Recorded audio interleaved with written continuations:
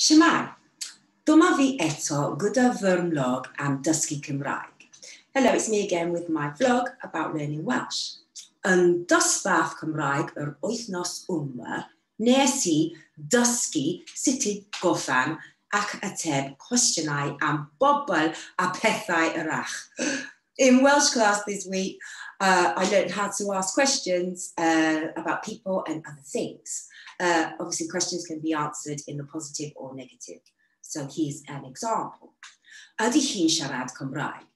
Does she speak Welsh? And you can answer that with ydy. Mae hi'n siarad Cymraeg?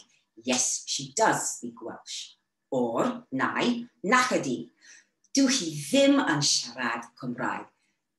No, she does not speak Welsh. Anyway, dyma un arall. Here's another. Ydy e'n hoffi coginio? Does he like cooking?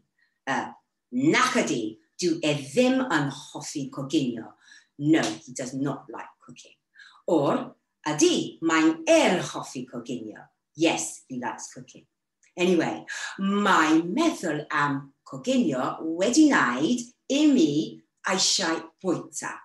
Felly tan a trwy nesaf, hwyl fawr a diolch am gwylio.